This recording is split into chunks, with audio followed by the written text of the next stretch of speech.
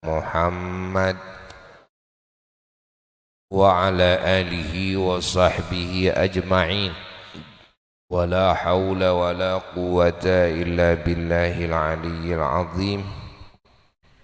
Amma ba'du fa ya ibadallah usikum wa nafsi bitaqwallah faqad fazal muttaqun. Anak-anak yang Buya cintai, yang Buya sayangi, hafizakumullah wa ra'akum wa barakalakum wa rafa'a qadrakum wa fataha alaikum bifutuhil arifin wa futuhil awliya wa syuhada wa salihin wa futuhil anbiya wal mursalin. Salawatullah wa salamuhu alaihi ajma'in. Dan juga para peserta sanlat yang Buya cintai dan para mustami'in, mustami'at dimanapun berada, yang mudah-mudahan semuanya selalu ada dalam lindungan Allah.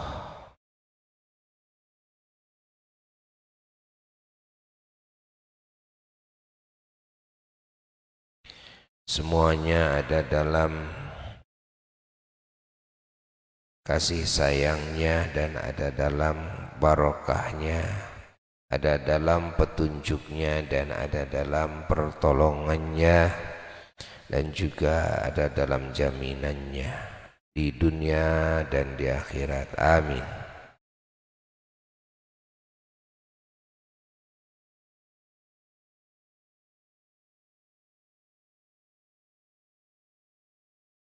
Alhamdulillah, sampai saat ini kita masih dikasih umur oleh Allah, dan kesehatannya, kekuatannya, ingatannya, dan juga segala nikmat-nikmat yang Allah berikan kepada zahir kita dan batin kita, dan juga nikmat yang Allah hujankan kepada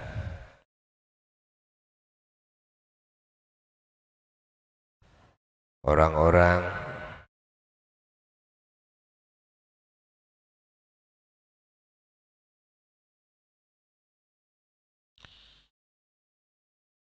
yang berkaitan dengan kita, keluarga kita, orang tua kita, leluhur kita, dan juga nikmat yang akan Allah berikan kepada orang-orang setelah kita, dan nikmat yang Allah hujankan kepada saudara-saudara kita, mukminin mukminat, muslimin muslimat, dan juga kenikmatan yang Allah berikan kepada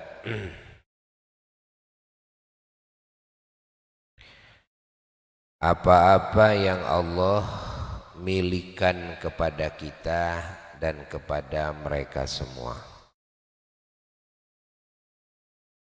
Ya, nikmat yang Allah berikan kepada domba, sapi kita, burung kita, kan?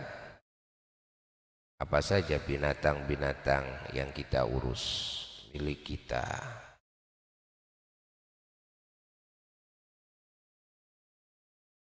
Dan kebaikan-kebaikan yang Allah Ta'ala hujankan kepada tanah kita, rumah kita, tanaman-tanaman kita, kepada udara yang kita hirup, ya, air yang kita ambil manfaatnya, api, makanan, minuman, ini semua kebaikan yang Allah hujankan kepada itu semua adalah nikmat kepada kita. Ingat, nikmat yang Allah berikan kepada domba, yang Allah milikan kepada kita adalah nikmat kepada kita. Kalau domba kita dikasih penyakit, dikasih sakit, ya, celaka, itu artinya musibah juga bagi kita. Ya, keburukan yang menimpa udara artinya juga keburukan yang menimpa kita karena kita menghirup udara. Keburukan yang menimpa air yang kita ambil manfaatnya adalah keburukan juga bagi kita. Insyaallah. Dan ini berkaitan dengan semua mukminin mukminat, muslimin muslimat yang telah lalu, yang akan datang. Bangsa manusia dan bangsa jin boleh jadi kita kelak punya keturunan. Kalau kita kelak punya keturunan, segala nikmat yang Allah berikan kepada mereka adalah yang Allah berikan kepada kita, karena kita tidak mau keturunan kita dapat penyakit, keturunan kita celaka kelak. Mau enggak? Enggak. Ya. Kan belum, kan? Umpamanya, kan belum, itu belum terjadi. Kenapa kita syukuri sekarang? Karena sesungguhnya segala yang akan terjadi di alam wujud makhluk ini dalam pengetahuan Allah, kan? Itu sudah ada. Ingat, dalam pengetahuan Allah sudah ada. Wujud di alam wujud makhluk belum ada, ya. Tapi kalau dalam ilmu Allah sudah ada. Maka kita mensyukuri segala kebaikan Allah yang Allah hujankan kepada kita dan kepada mereka semua yang ada dalam ilmu Allah Jalla Jalaluhu Wahdah. Kita syukuri, ya. Allah, Allah, Allah, Allah, Allah. Dan kita syukuri juga segala nikmat yang Allah hujankan kepada semua ciptaannya. Ya, kita ikut syukur, kita ikut bahagia. Ya. Terkhusus kita mensyukuri nikmat iman, ya, nikmat Islam. Karena iman Islam ini tidak sembarangan manusia dan bangsa jin dikasih oleh Allah. Ingat, kalau hidup pada dikasih oleh Allah, ya, mukmin kafir dikasih. Sehat dikasih semuanya, ya. Ingatan dikasih, ya. Warna-warni nikmat selain daripada iman Islam dan ihsan ini dikasih semua. Yang beriman, yang tidak beriman dikasih semuanya. Yang suka ibadah, yang ahli maksiat dikasih semua.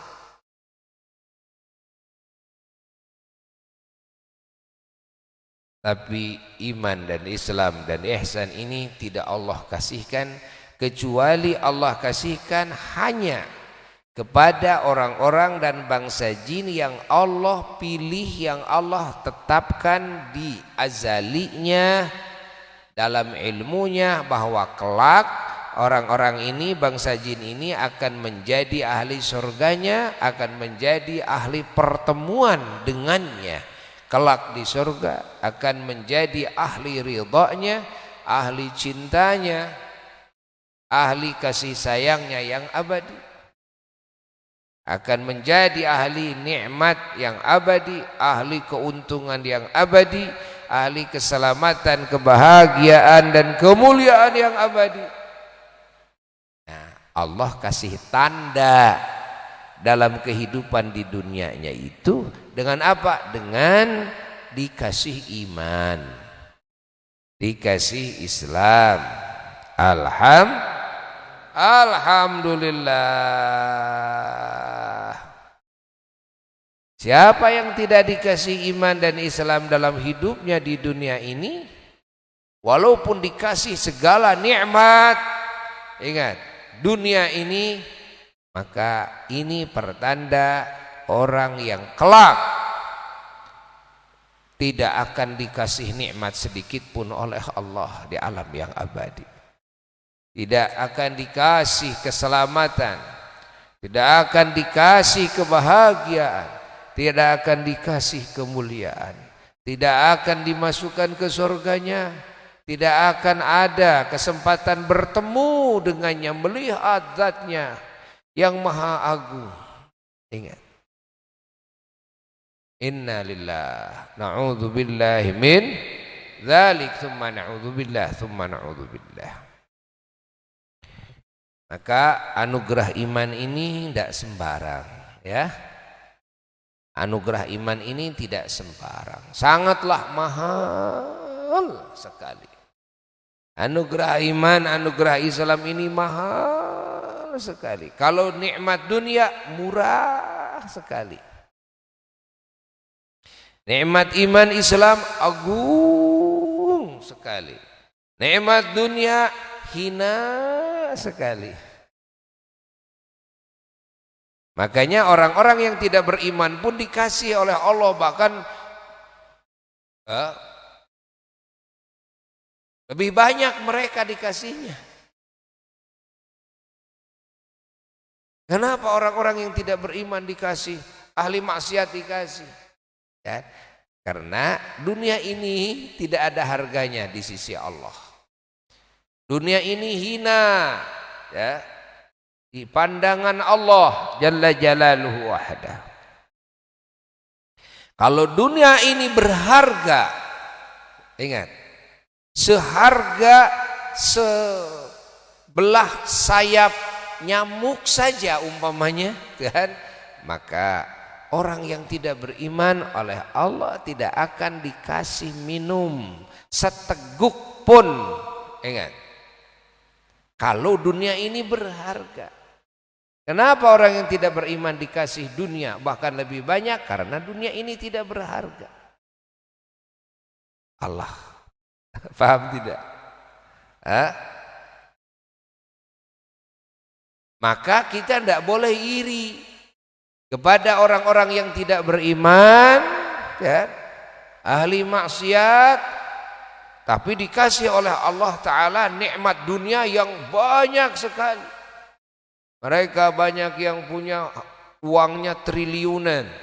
Mereka banyak yang punya tanahnya jutaan hektar, kan? Mall-mallnya di berbagai negara ada. Kapal pesiarnya punya banyak sekali.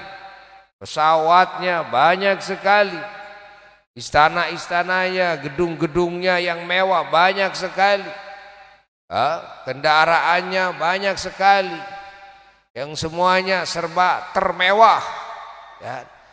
Emasnya, berliannya banyak sekali. Masya Allah, ya. Tapi mereka tidak dikasih iman oleh Allah, mereka tidak dikasih hidayah oleh Allah. Kita jangan iri kepada kehidupan seperti itu. Jangan iri, jangan iri. Jangan iri. Malah seharusnya kalau mereka tahu kepada nilai iman dan Islam, merekalah yang harus iri kepada orang yang beriman dan orang yang muslim.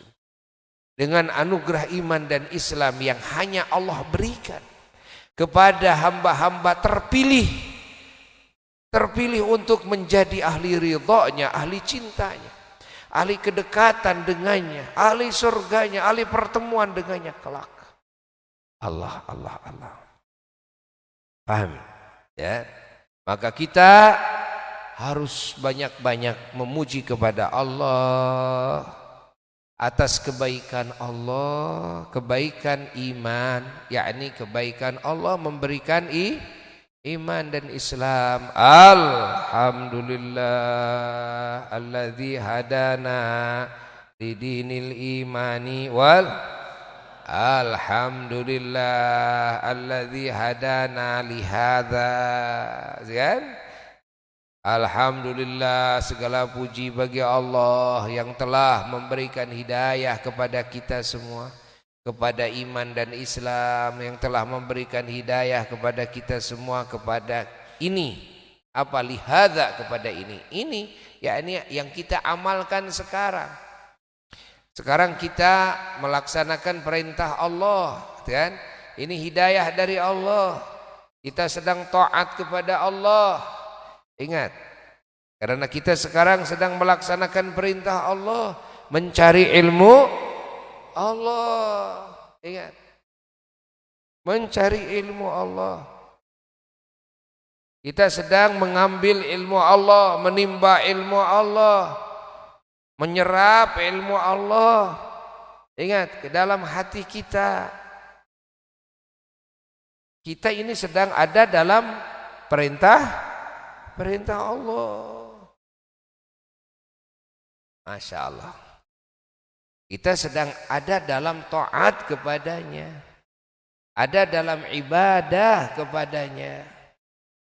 Ini makna alhamdulillahilladzi hadana lihadza wa ma kunna linahtadiya laula an hadanallah wa ma kunna linahtadiya, dan kita tidak mungkin mendapatkan hidayah laula an hadanallah, kalau Allah tidak memberikan hidayah kepada kita. Itu maknanya. Dan wa ma kunna linahtadiya, kita tidak mungkin mendapatkan hidayah laula an hadanallah, ya, tanpa hidayah Allah. Jika Allah tidak memberikan hidayah kepada kita, enggak mungkin kita mendapatkan hidayah. Ini adalah hidayah dari Allah. Nah, ingat, Allah, Allah, Allah, Allah, Allah, Allah, Allah. Maka iman, Islam, hidayah, ketaatan, ibadah kepadanya, ini adalah tanda dari Allah, kan? Tanda bagi hamba-hambanya yang Allah subhanahu wa ta'ala kelak akan memasukkan hamba tersebut, ya, yang ditandai olehnya dengan keimanan dan keislaman dan hidayah dan ketaatan kepadanya, kelak akan menjadi ahli surganya. Mudah-mudahan kita, ya, menjadi ahli surganya. Kelak akan menjadi ahli pertemuan dengannya. Kelak akan bisa melihat kepada zatnya di surga. Nah, ini juga pertanda bahwa orang-orang yang mendapatkan iman, Islam, hidayah ini ditandai oleh Allah. Ini pertanda ini orang yang mendapat ridhonya Allah, mendapat cintanya Allah, mendapat sayangnya Allah. Kalau Allah tidak cinta, enggak mungkin Allah memberikan iman dan Islam. Kalau Allah tidak sayang, enggak mungkin Allah memberikan hidayah dan taufik. Enggak mungkin Allah menghadirkan kita di majelis ilmunya. Enggak mungkin Allah menghadirkan kita di masjid, ya, rumahnya. Enggak mungkin kita dihadirkan di majelis zikir kepadanya. Enggak mungkin kita dikasih hidayah dan petunjuk untuk melaksanakan sholat, saum, kan? Gak mungkin kita dikasih hidayah dan taufik, kemampuan, kan? Bisa melakukan perintah-perintahnya dan bisa menjauhi daripada larangan-larangannya. Ini semua adalah tanda bahwa Allah cinta kepada kita. Alhamdulillah, baik sangkalah kepada Allah, ya. Ini pertanda bahwa Allah sayang kepada kita. Alhamdulillah, Allah kasih yang paling agung kepada kita, ya. Allah kasih yang paling istimewa kepada kita. Dalam sisi nikmat dunia mungkin kita kalah dengan yang lain, yang tidak beriman. Kan? Dalam sisi apa? Sisi nikmat dunia. Jangan merasa sedih. Ingat, jangan merasa sedih. Kenapa? Karena yang Allah berikan kepada mereka adalah yang tidak ada nilainya di sisi Allah. Dan tidak ada nilainya di sisi Allah. Ayati. Yang pokok-pokok dalam kehidupan di dunia ini kan dikasih, sama-sama dikasih. Orang yang tidak beriman dan kita yang beriman hidup dikasih enggak?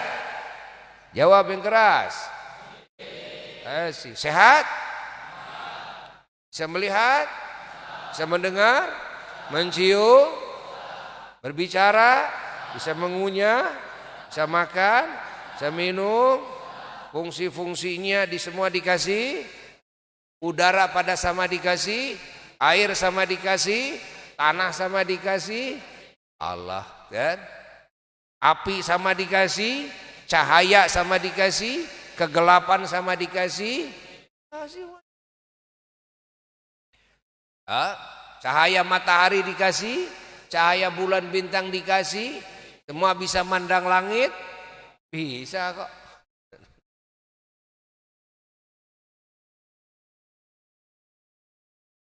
Kan pada dikasih oleh Allah Jalla Jalaluhu wahdah. Warna-warni nikmat dikasih oleh Allah Jalla Jalaluhu wahdah. Ingat.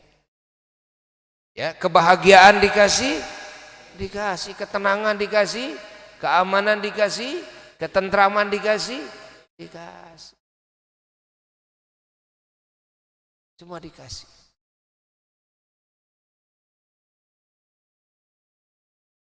Maka kita harus lebih bersyukur ketimbang mereka. Kenapa? Karena yang Allah berikan kepada mereka, Allah juga berikan kepada kita sama. Tapi apa yang Allah berikan kepada kita, yakni iman dan Islam, tidak Allah berikan kepada mereka. Siapa yang harus lebih bersyukur? Jawab. Yang harus lebih bersyukur. Yang harus lebih bersyukur. Tapi kan mereka dikasih lebih. Ya. Ingat. Walaupun dikasih lebih, bukankah dunia itu gak ada nilai di sisi Allah? Paham? Dan dunia yang Allah berikan kepada orang-orang yang beriman, orang-orang yang mendapatkan hidayah, orang-orang yang taat kepadanya, segala kenikmatan dunia yang Allah berikan, itu semua, Masya Allah, dibarengi dengan ridhonya, dibarengi dengan cintanya.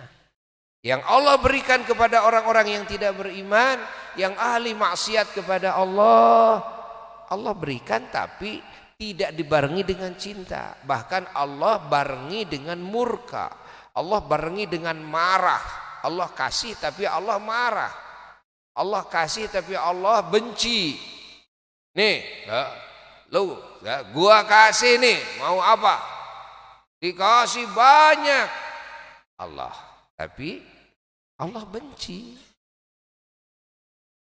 Pemberian yang dibarengi dengan kebencian dari Allah Rabbul Alamin.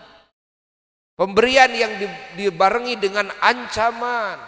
Ini aku kasih uang lebih banyak dari yang lain. Aku kasih nikmat lebih besar dari yang lain. Ya, aku kasih dunia lebih banyak dari yang lain. Tapi awas lo ya, awas lo, aku ancam lo. Aku ancam lo. Lo dikubur, lo ntar di akhirat tidak akan aku kasih sedikit pun kenikmatan. Diancam oleh Allah. Diancam oleh Allah. Orang yang beriman,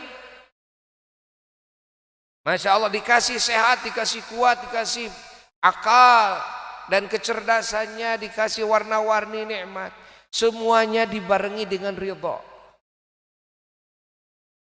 Kenapa?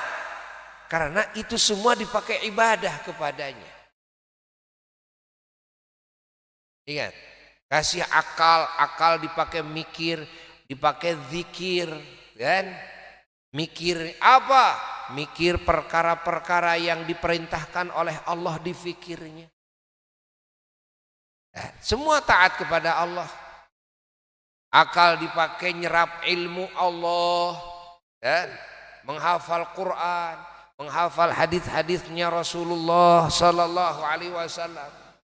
Ilmunya Allah, kalam-kalam ulama, fatwa-fatwa ulama, nasihat-nasihat ulama dimasukkan ke dalam akal atas perintah Allah. Masya Allah. Subhanallah. Allah kasih akal, Allah kasih pinter, dibarengi dengan ridho. Allah ridho, Allah ridho. Allah ridho, Allah kasih pinter, Allah ridho. Allah kasih pintar, Allah cinta, Allah sayang.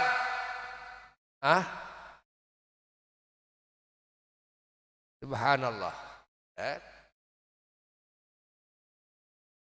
Alam hatinya dipakai zikir, dipakai ingat kepada Allah. Masya Allah, ingat kepada segala kebaikan Allah. Ingat kepada kasih sayangnya Allah. Ingat kepada nasihat-nasihat Allah, arahan-arahan Allah, perintah-perintahnya, larangan-larangannya. Ingat kepada janji-janjinya, ingat kepada ancaman-ancamannya. Masya Allah. Allah kasih hati, Allah ridha. Allah kasih jasad dan segala anggota-anggota, yang ada di jasad ini, dan Allah ridho, Allah sayang. Kenapa? Karena jasadnya juga dipakai ibadah kepada Allah. Jasadnya dipakai ibadah, kasih tenaganya dipakai ibadah. Hidupnya dipakai ibadah.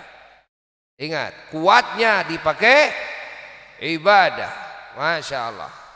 Kemudaannya dipakai ibadah, ketuaannya dipakai ibadah, semua dipakai ibadah. Masya Allah. Kaki dilangkahkan ke majelis ilmu atas perintah Allah, dilangkahkan ke masjid berjamaah, dilangkahkan ke majelis-majelis kumpulan-kumpulan, kan?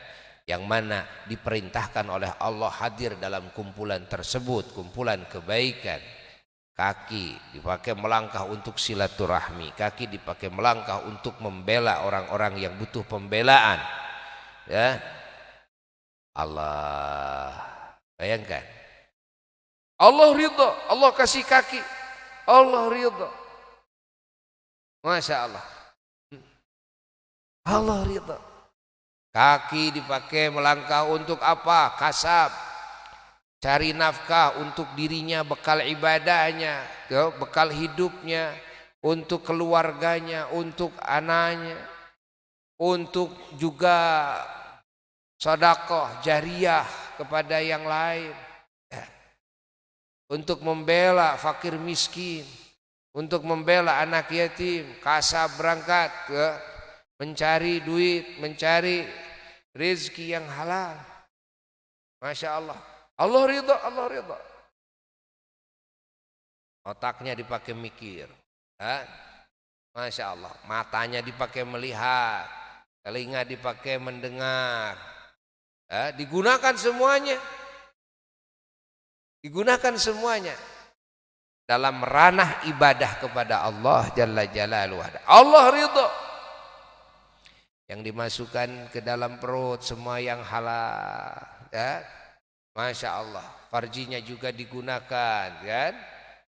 Digunakan dalam keridhaan Allah Jalla Jalaluhu wahda. Dalam keridhaan Allah ketika rumah tangga. Masya Allah. Rumah tangga sesuai dengan arahan-arahan Allah, petunjuk Allah Jalla Jalaluhu wahda. Ketika bisnis sesuai dengan arahan Allah, petunjuk Allah. Ketika jadi pejabat, ngurus rakyat sesuai dengan arahan Allah, petunjuk Allah. Masya Allah. Allah ridha, Allah ridha. Allah ridha. Masya Allah, semuanya jadi nilai pengabdian. Tiap detik dan menit semuanya mendapatkan pahala dari Allah. Pahala dari amal soleh alam hatinya, pahala dari amal soleh badannya. Amal soleh matanya, amal soleh telinganya, amal soleh hidungnya, amal soleh mulutnya, amal soleh tangannya, amal soleh kakinya, amal semuanya, amal soleh farjinya, amal soleh. Masya Allah semuanya ini. Allah. Masya Allah.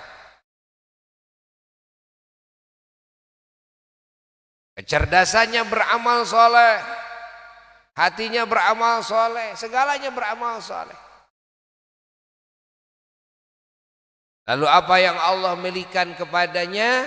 Harta digunakan dalam amal soleh, tanah digunakan dalam amal soleh, rumah digunakan dalam amal soleh, jabatan digunakan dalam amal soleh. Masya Allah. Punya ilmu dunia, ilmu umum digunakan dalam amal soleh, kendaraan digunakan dalam amal soleh, punya kebun, ya, punya bisnis digunakan dalam amal soleh, segalanya digunakan dalam amal soleh. Bagaimana Allah tidak ridha?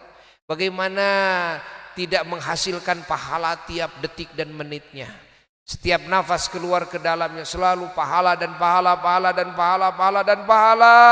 Ketika masuk surga, Allah kasih tanah surga yang paling fakir nanti di surga itu, dan kebagian dalam sebagian riwayat 50 luas dunia.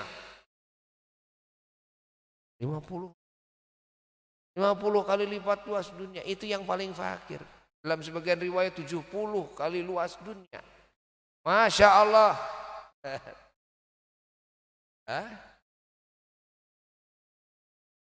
Masya Allah.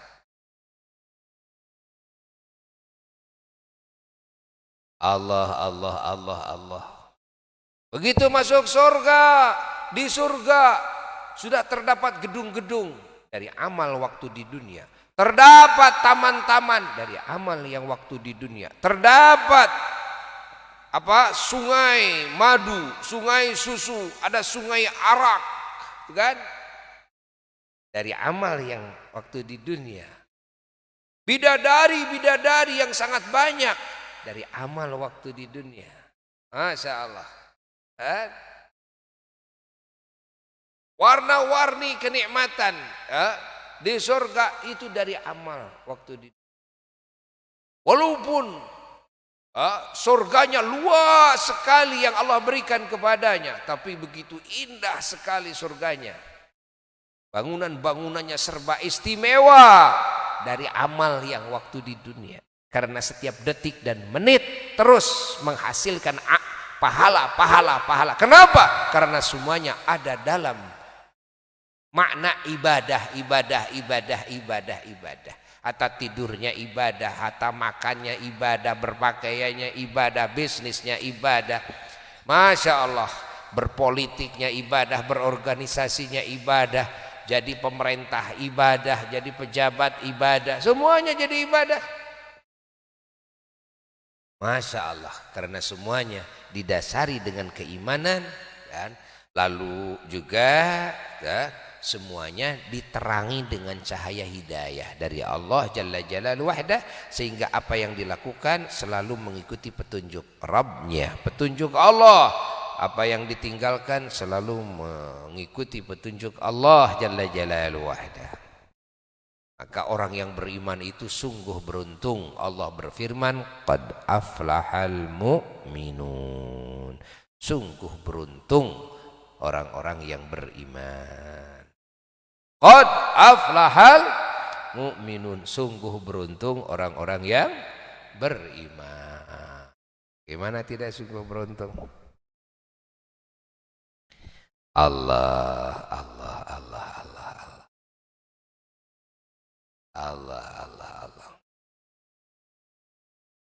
Masya Allah.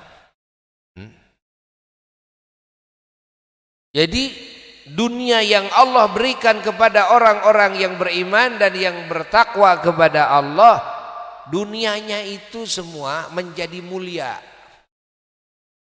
Loh, tadi kan dunia ini semuanya dihinakan oleh Allah. Benar, dihinakan oleh Allah kan pada awalnya. Namun ketika Allah berikan dunia ini kepada hamba-hamba yang beriman, hamba-hamba yang takwa, lalu dunia ini digunakan dipakai ibadah kepadanya, maka dunia ini seketika berubah menjadi berharga, bernilai. Allah, tenaganya bernilai, jasadnya berharga, Masya Allah, keringatnya berharga, semuanya dari ujung rambut sampai ujung kaki berharga, penuh barokah. Pakaiannya jadi berharga, penuh barokah. Rumahnya berharga, penuh barokah. Tanahnya, kendaraannya berharga, penuh barokah. Jabatannya berharga, penuh barokah. Allah, makanan minumannya semua berharga, penuh barokah. Umurnya berharga, penuh barokah. Segala nikmat yang Allah berikan kepada hamba-hamba Allah yang beriman, yang bertakwa, semua menjadi berharga, jadi penuh barakah. Pahami ya, pahami. Maka ahlul iman, ahlul takwa sah diambil keberkahannya segalanya. Segalanya bagaimana? Segalanya diambil keberkahannya, sah. Allah, kenapa? Karena segalanya barakah. Jasadnya barokah, ya jasadnya barokah. Nafasnya barokah, ya nafasnya barokah. Kalau hanya ditiup saja air, ya, Masya Allah, yang nafasnya ini nafas orang yang beriman, yang bertakwa, yang penuh dengan zikrullah jalla jalaluhu wahdah. Kita niat mengambil keberkahan dari nafasnya orang yang seperti itu, maka keberkahannya akan nempel di air. Apa yang kita maksud? Maksud saya ingin sehat, bisa sehat.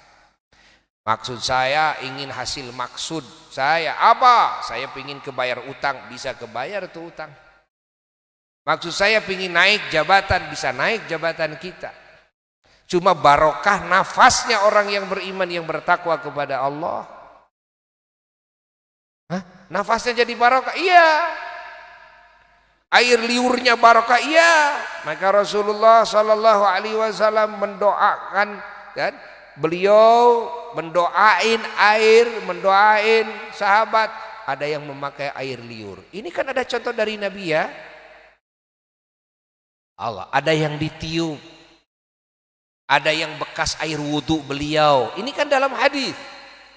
Kalau ada orang yang mengatakan bahwa itu adalah bid'ah, tidak ada contoh dari Rasul, dia tidak ngerti agama, tidak ngerti hadis dia. Kan? Lalu kita dengar dalam Quran bahwa Nabi Yusuf alaihissalatu wassalam, beliau membuka gamisnya. Gamisnya dibuka, dikasihin sama saudaranya agar dikibaskan ke wajahnya ayahnya, yang ayahnya saat itu buta, Nabi Yakub alaihissalatu wassalam. Kata Nabi Yusuf, kibaskan ke wajah abahku, pasti bisa melihat. Ya, Masya Allah.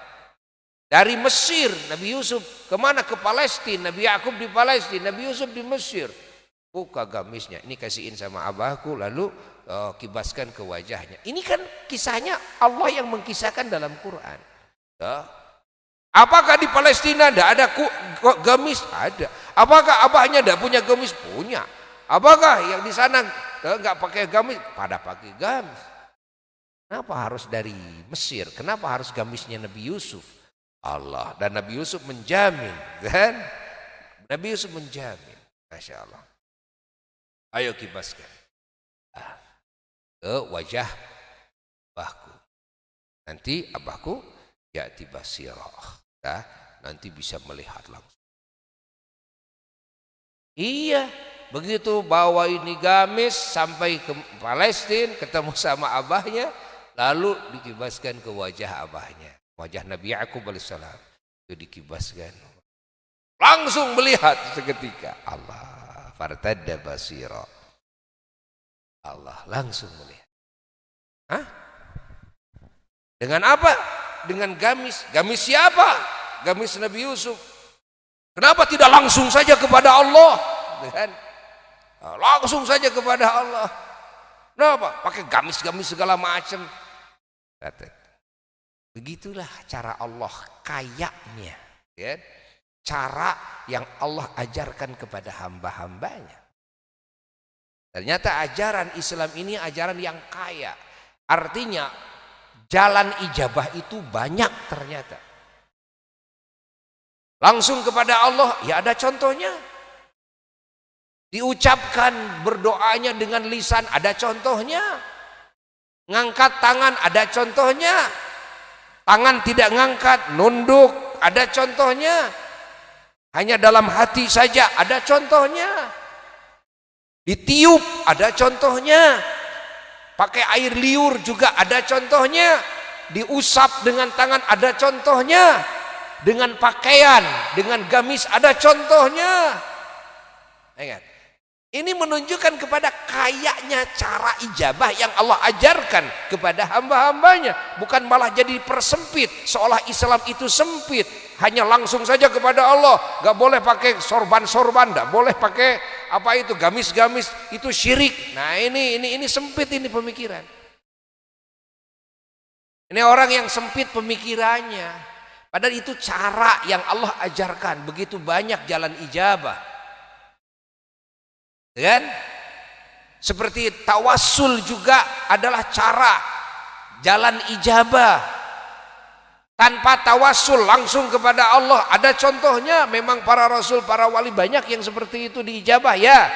Ada yang dengan tawassul diijabahnya, ya.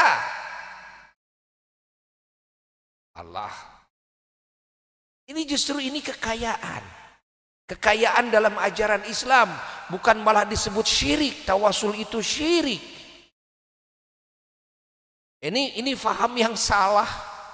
Ingat, yang mengatasnamakan Quran hadis, mengatasnamakan ajaran Islam, mengatasnamakan ajaran akidah tauhid, tapi dia bodoh kepada Islam itu sendiri. Dia bodoh kepada hakikat syirik,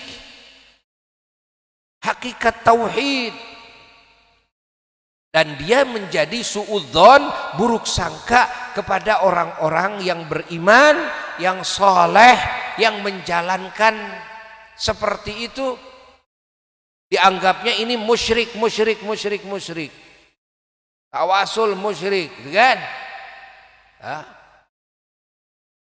Allah. Coba bayangkan kalau zaman Nabi Yusuf ada di zaman sekarang, pasti Nabi Yusuf dituding musyrik. Nabi Yakub dituding musyrik. Putra-putra Nabi Yakub dituding musyrik. Bayangkan, sengaja bawa gamis dari Mesir kemana? Ke Palestina.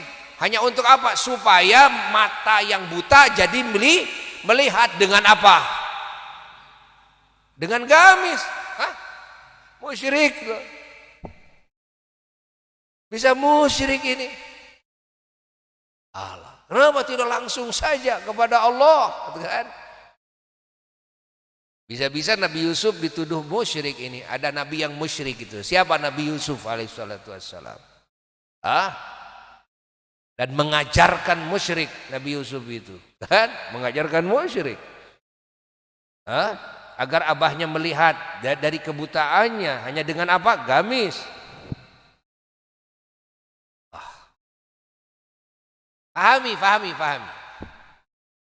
Pahami. Ajaran yang benar ahli sunnah wal jamaah bukan seperti itu. Ajaran yang benar ahli sunnah wal jamaah adalah ajaran meyakini bahwa hakikat. Ingat. Apa? Meyakini apa? Hakikat. Ingat. Hakikat yang berbuat Allah, hakikat yang menghendaki Allah, hakikat yang berkuasa Allah, hakikat yang memberikan manfaat Allah, hakikat yang memberikan madarat Allah, hakikat yang menyembuhkan Allah, hakikat yang memberi sakit, hakikat yang menghidupkan, hakikat yang mematikan. Apa? Hakikat.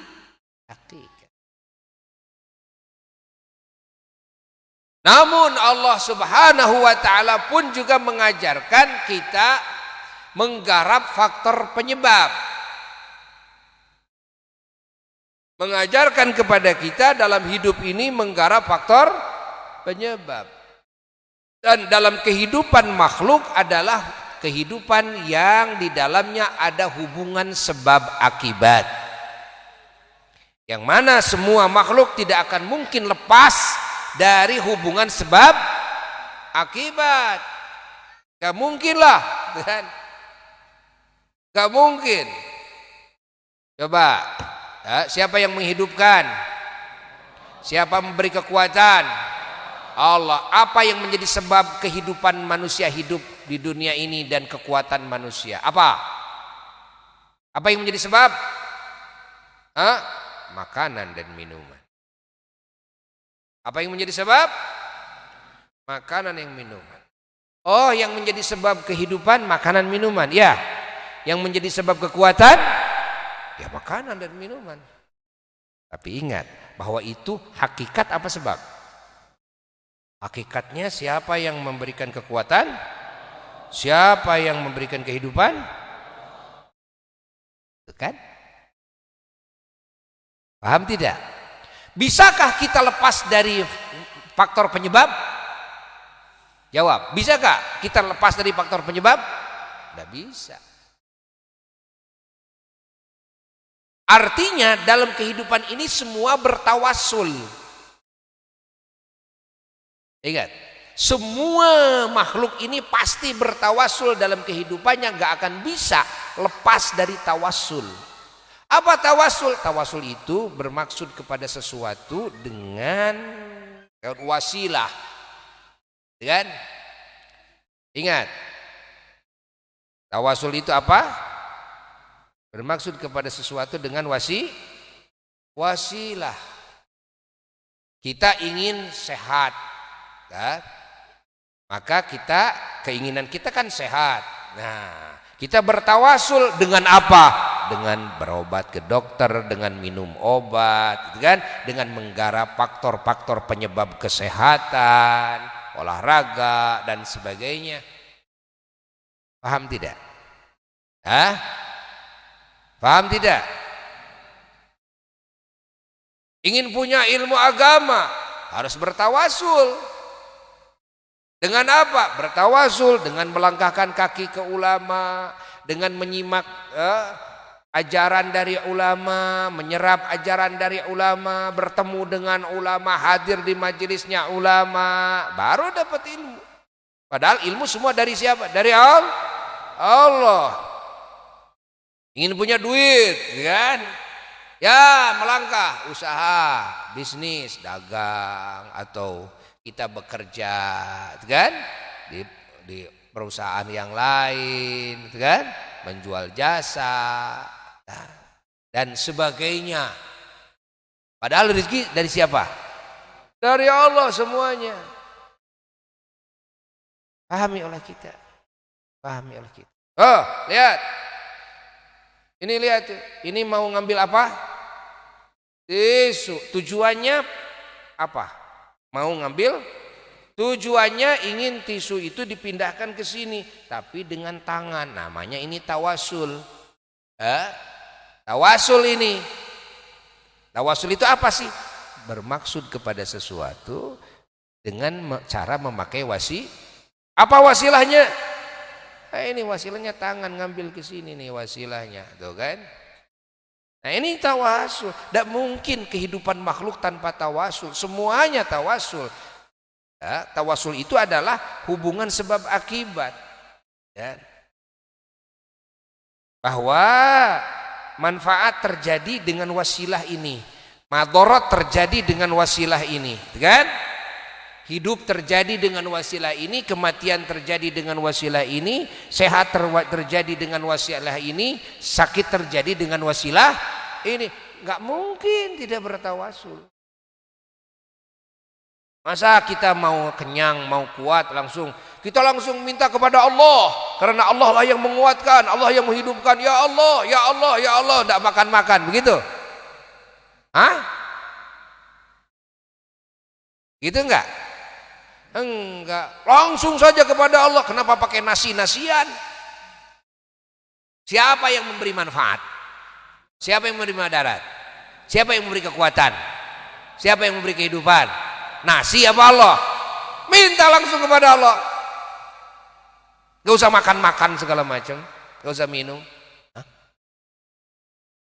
Ini ajaran bener gak atau salah? Salah total. Salah total. Bahwa ajaran Islam bukan menghilangkan tawasul, tapi ajaran Allah itu adalah, ingat, memberikan petunjuk kepada hati agar hati meyakini, mengetahui kepada hakikat. Ingat, tapi dalam praktek kehidupan agar tetap menggarap wasilah.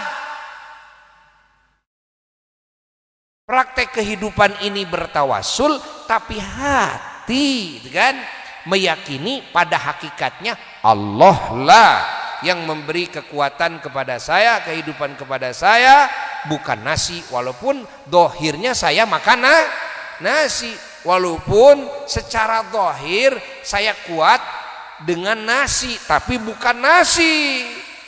Yang menguatkan saya pada hakikatnya. Hakikatnya yang menguatkan saya adalah Allah. Sebabnya yang menguatkan saya adalah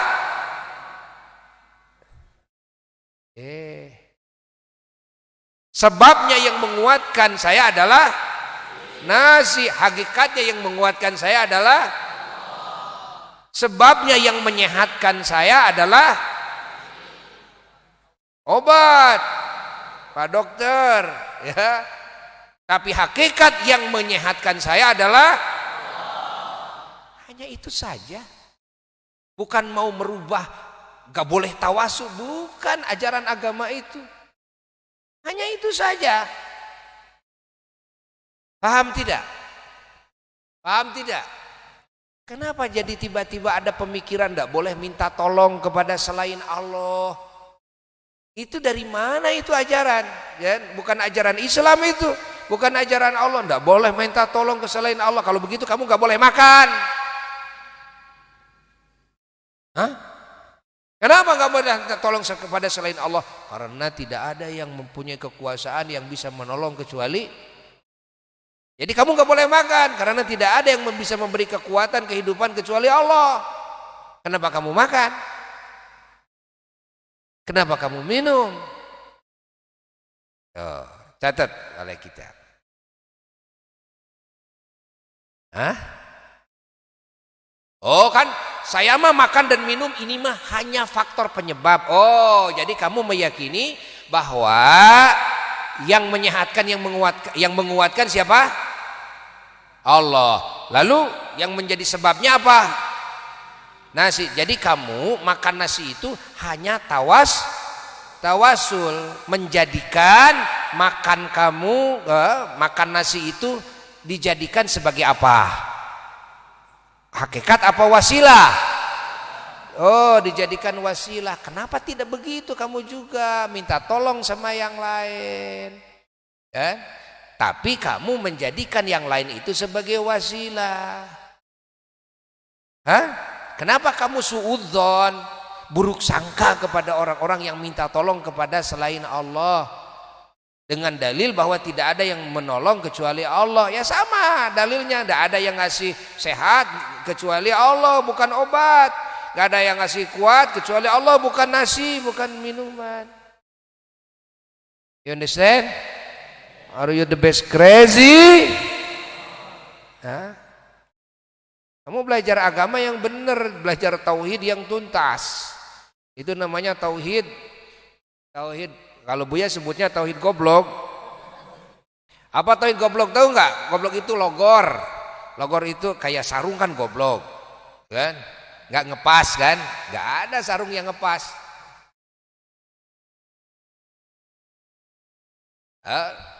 Maka Buya itu tiap tahun kalau dikasih sarung itu semua pada goblok semua.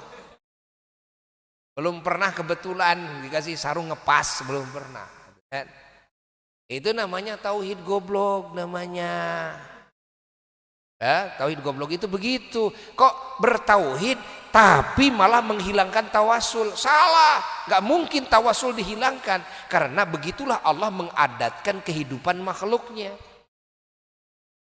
Begitulah Allah menghendaki. Dan pahami, agama diturunkan, Rasul diutus, dan hidayah diturunkan itu untuk apa? Untuk supaya hati ini bisa tahu kepada hakikat. Mana hakikat, mana yang bukan hakikat. Hakikat itu semuanya Allah. Segalanya Allah, itulah hakikat. Selain itu namanya sebab. Cuma itu saja. Kan? Tidak dirubah. Makan tetap makan, minta tolong tetap minta tolong. Hatta minta tolong kepada yang sudah mati. Ingat, minta tolong kepada yang sudah mati. Ya, minta tolong kepada yang sudah mati. Ya. Minta tolong kepada yang sudah mati. Apakah ini musyrik? Tidak. Tidak musyrik. Ya. Selama menjadikan itu hanyalah sebagai faktor penyebab, hanya wasilah saja. Datang ke kuburan seorang nabi, datang ke kuburan seorang wali, ya wali Allah, tolonglah saya ya wali Allah. Tuan guru, tolonglah saya. Kita punya guru, ulama, kan? Tolonglah saya. Apakah minta tolong kepada orang yang sudah meninggal dunia ini menjadi musyrik? Tidak. Kemusyrikan itu bukan ada pada meminta tolong. Gak ada kaidah syirik minta tolong, gak ada. Tahu gak kaidah syirik? Apa kaidah syirik? Melihatnya ke sini. Melihatnya ke sini. Tahu gak kaidah syirik? Kaidah syirik itu adalah meyakini selain Allah. Ingat, meyakini selain Allah sama dengan Allah, itu syirik. Meyakini selain Allah sama dengan Allah, atau Allah sama dengan selainnya.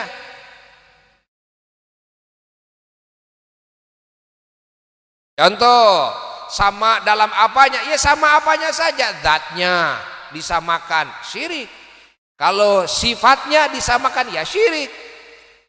Menyamakan kekuasaan makhluk dengan kekuasaan Allah, ini syirik.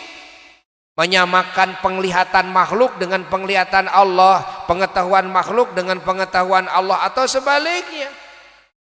Inilah syirik. Paham tidak? Menyamakan pekerjaan Allah dengan pekerjaan makhluknya, pekerjaan makhluk dengan pekerjaan Khaliknya Jalla Jalaluhu Wahdah. Ini syirik. Jelas gak? Jelas gak? Menyamakan nama Allah dengan nama makhluk, nama makhluk dengan nama Allah, ini syirik. Kita melihat gak? Allah melihat. Kalau gitu sama dong. Oh, enggak sama, kan? Tidak sama. Melihatnya makhluk dan melihatnya Allah. Kalau menyamakan melihat makhluk dan melihat Allah, kan? Itu syirik. Paham tidak? Paham tidak? Kita suka nolong temen ya? Suka nolong. Allah juga menolong. Kalau begitu sama dong, Allah menolong, kita juga suka menolong. Syirik namanya kalau menyamakan. Menolongnya Allah ya kan kepada makhluknya tidak bisa disamakan dengan menolongnya kita makhluk kepada sesama makhluk. Kenapa? Karena pekerjaan Allah itu mutlak, perbuatan Allah itu mutlak, itu hakiki. Adapun perbuatan makhluk, kehendak makhluk, ciptaan Allah semua. Kehendak Allah semua. Makanya tidak ada makhluk yang hakiki. Paham tidak? Ya. Ayo harus paham nih, ya.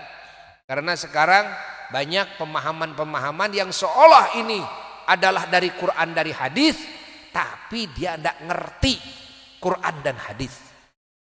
dengan dalil iyyaka na'budu wa iyyaka nasta'in, dengan dalil hadis fa idza sa'alta fas'alillah wa idza ista'anta fasta'in billah, kan? Dengan dalil la yadurru wa la yanfa', gitu kan? Illallah dan sebagainya. Ini orang tahu hadis tapi tidak ngerti hadis, tahu Quran tidak ngerti Quran, tahu nas tapi dia tidak menguasai fahmun nas, pemahaman terhadap nas tersebut. Paham? Jelas? Makanya gampang menuduh yang lain musyrik, musyrik, musyrik, musyrik. Kan tuduhan musyrik itu lebih berbahaya ketimbang tuduhan orang lain berdosa. Kenapa? Orang musyrik bisa dihalalkan nanti darahnya. Ini orang kalau sudah disebut musyrik, murtad ini orang. Kalau murtad ini enggak syahadat lagi, enggak kembali kepada akidah yang benar, ini bisa dipancung ini kepalanya, lehernya. Kalau dia berkuasa. Makanya ketika mereka berkuasa, banyak orang-orang muslim yang dipenggal kepalanya gara-gara apa? Gara-gara dituduh dia musyrik, enggak mau kembali kepada akidah yang dia inginkan, ya, yang dia anut. Merasa dirinya bertauhid yang murni, padahal dia itu sudah salah dalam tauhidnya. Ya, sudah salah dalam bertauhidnya. Ini bukan murni tauhidnya, justru tauhid yang remeng-remeng namanya. Tidak ngerti syirik itu apa. Ziarah ke kubur disebut syirik. Bayangkan. Tawasul disebut syirik. Makanya kalau Nabi Yusuf dulu yang ngirimkan gamis di zaman sekarang udah disebut Nabi Yusuf syirik tuh. Musyrik tuh Nabi Yusuf. Oh, Masya Allah. Masya Allah. Nabi Sulaiman udah dianggap musyrik tuh. Hah? Kenapa? Karena Nabi Sulaiman minta tolong kepada selain Allah. Bahkan Nabi Sulaiman minta tolong kepada bangsa jin, kepada manusia saat itu. Kata Nabi Sulaiman, mayatuni, siapa orang yang bisa, siapa yang bisa, bukan orang, siapa yang bisa mendatangkan keraton Ratu Bilqis sekarang ini. Jadi Nabi Sulaiman minta tolong kepada yang ada saat itu. Siapa yang hadir saat itu? Ada manusia, ada jin, ada setan, ada binatang. Nabi Sulaiman di hadapan halayak. Siapa yang bisa mendatangkan? Qala ifritun minal jin. Ngacung ifrit. Ifrit itu jin.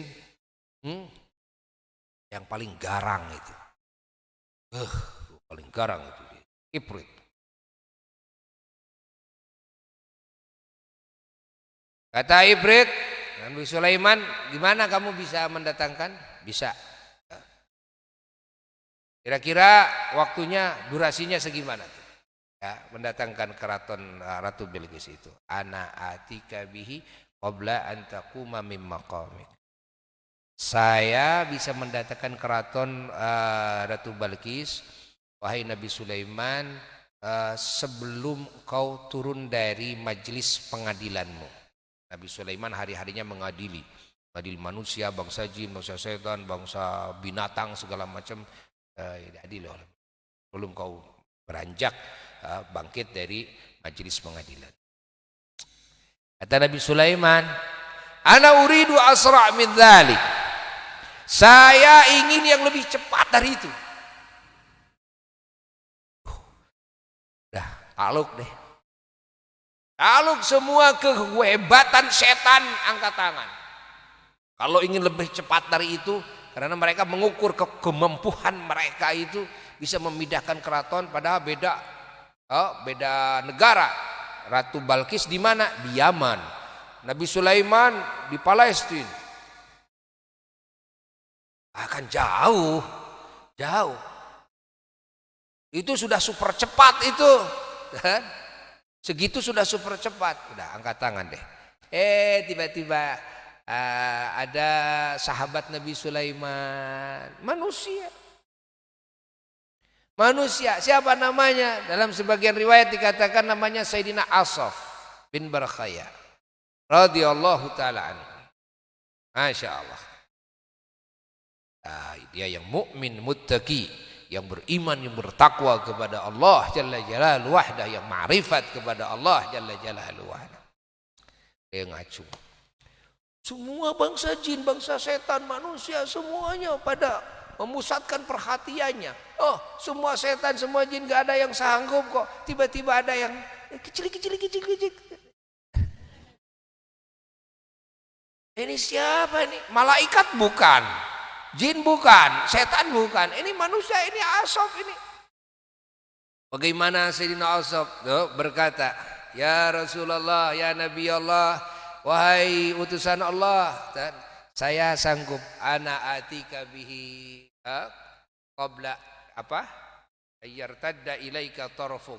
Saya bisa mendatangkan keraton Ratu Balkis ke hadapanmu sebelum kau mengedipkan matamu. Masalah. Bali itu kan, sebelum kembali itu kedipannya sebelum kembali itu udah ada di hadapan. Udah ada di hadapan, udah ada di hadapan. Nah, coba langsung. Semuanya ada kecolongan semuanya pada kecolongan karena sebelum mengedipkan kelopak mata ternyata sudah ada di hadapan Nabi Sulaiman SAW. Tidak tahu dari arah mana itu datang, tidak tahu bagaimana caranya, kan? Masya Allah, kurang dari satu kicep, satu kedip. Setan, ifrit semuanya, geleng kepala, anjir.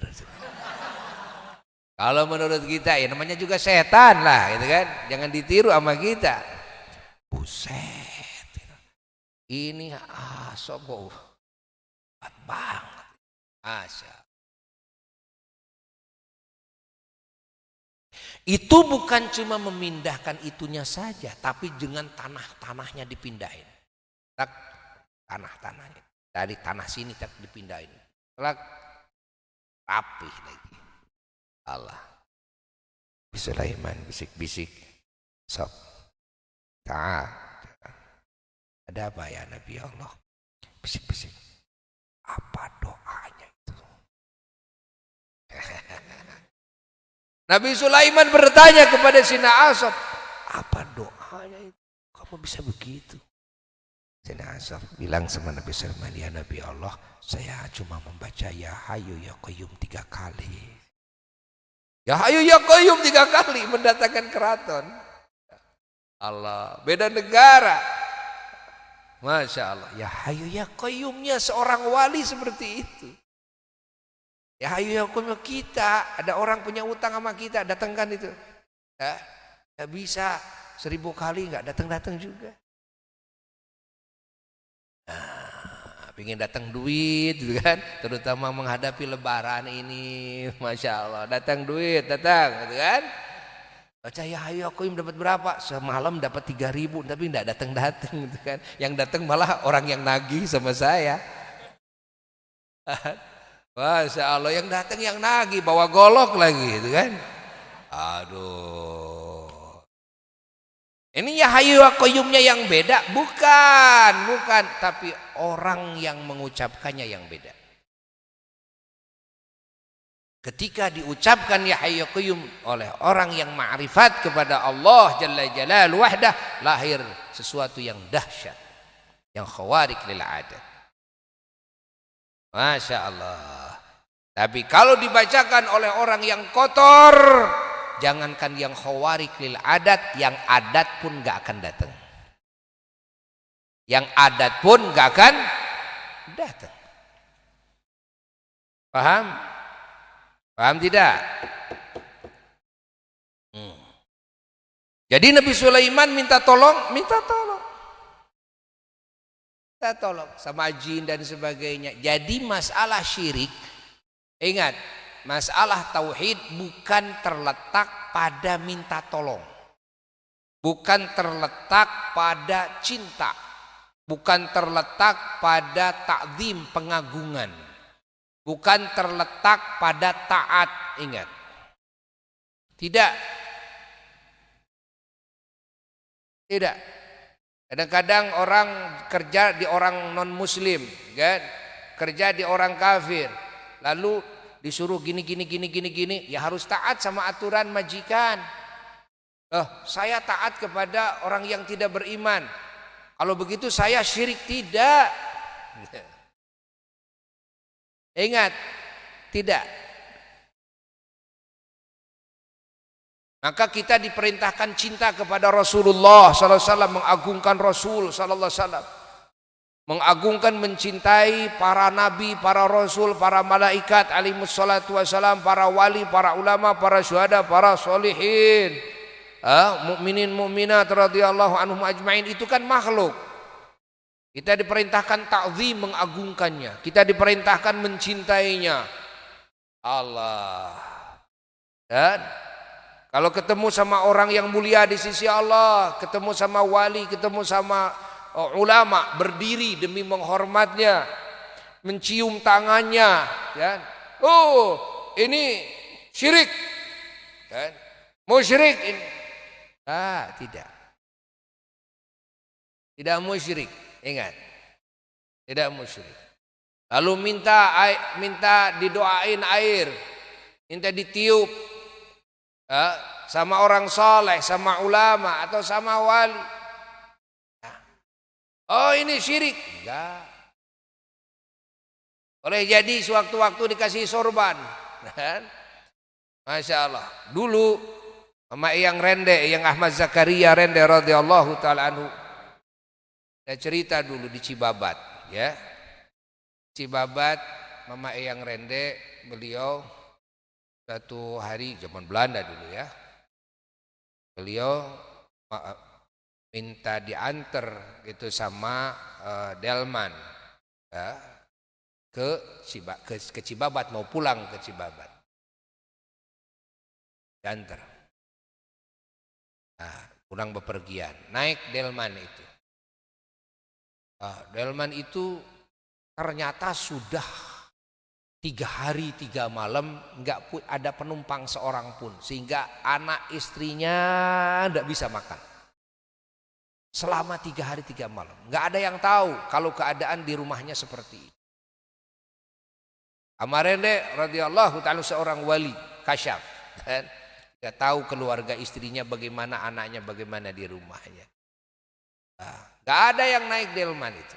Beliau naik Delman, ditawar.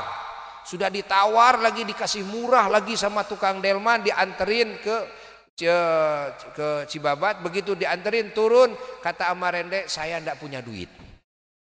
Kesel nih tukang Delman. Pak Haji, enggak tahu itu Amarende, tukang Delman enggak tahu. Haji, kenapa?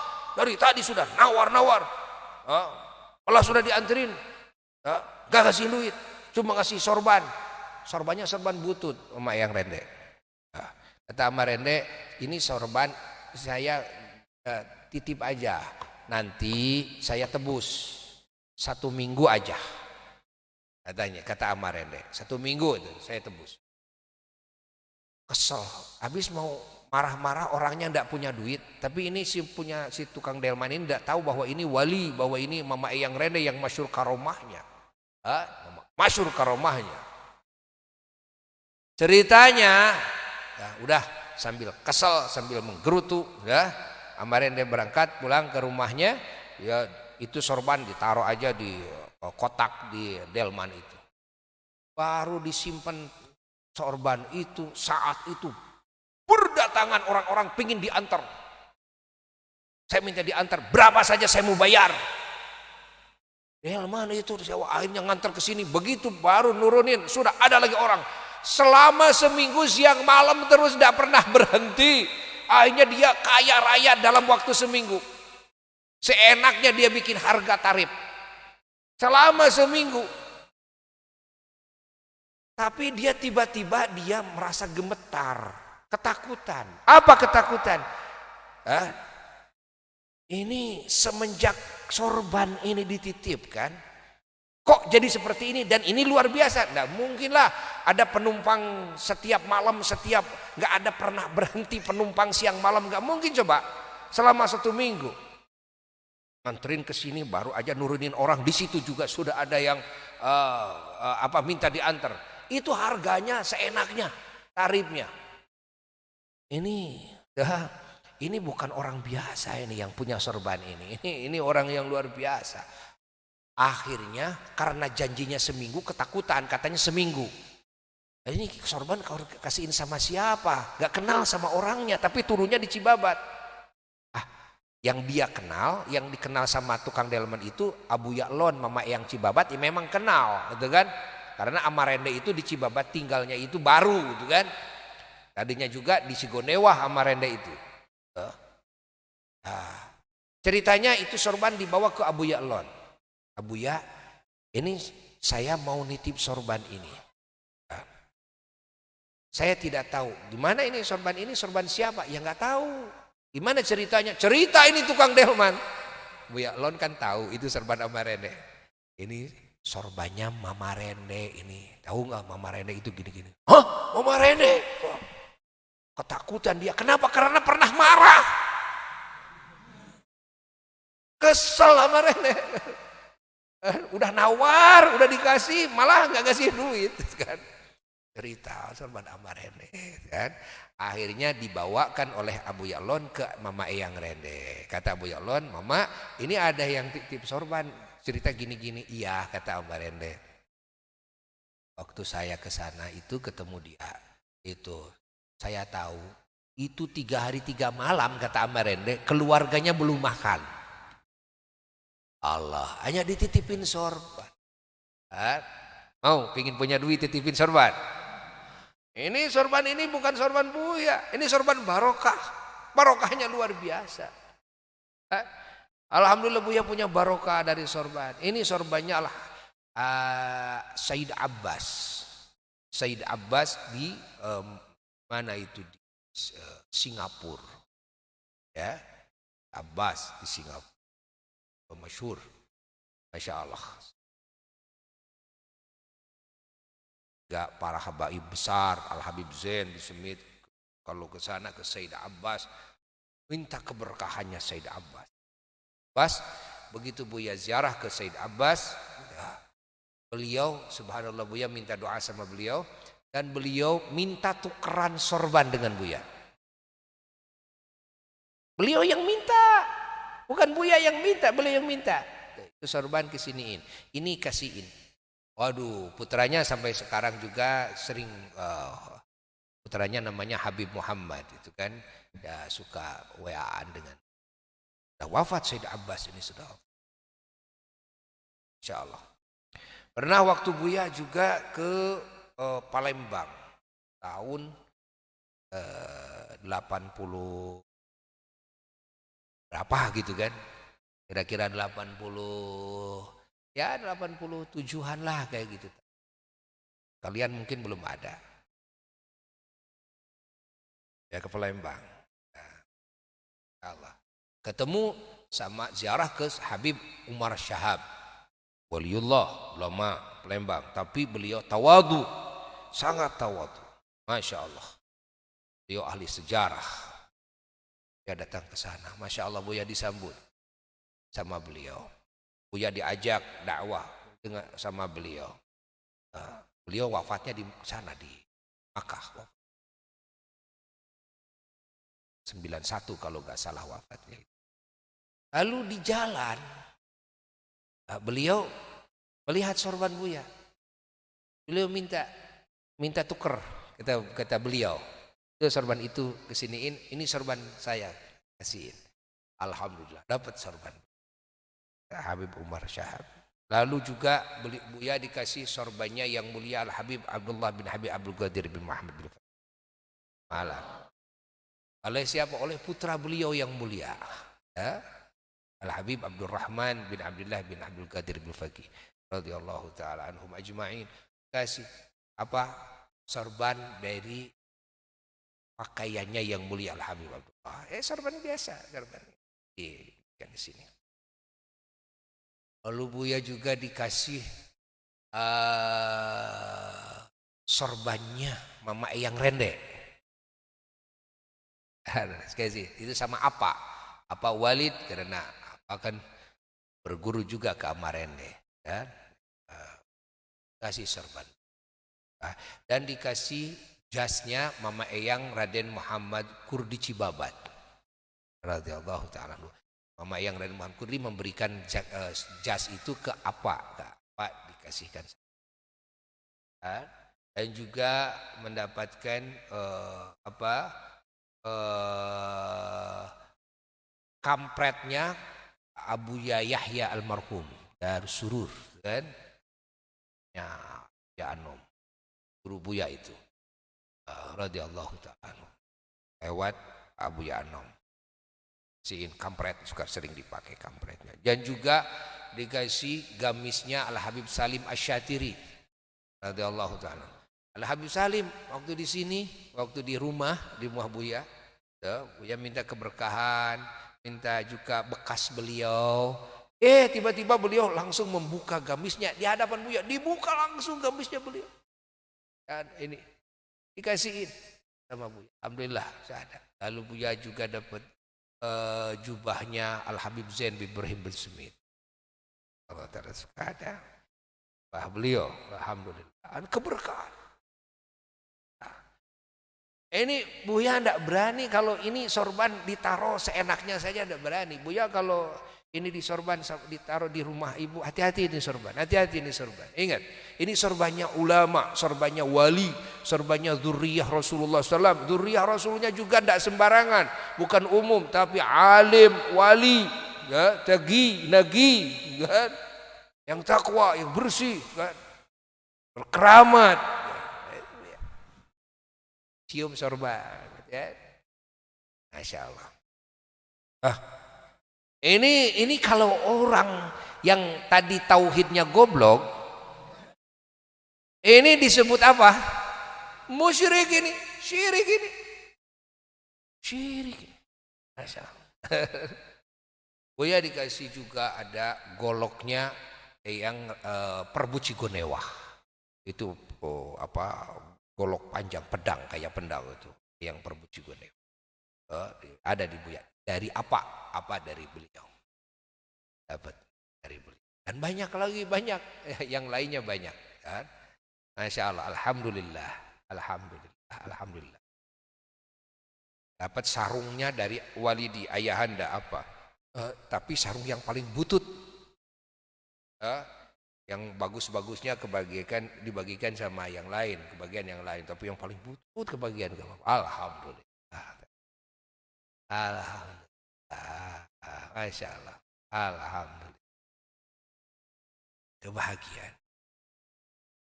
Ya, ini asar bekas-bekas orang-orang yang soleh. Itu semuanya penuh barokah. Barokah itu bisa nempel di apa saja, nempel di pakaiannya.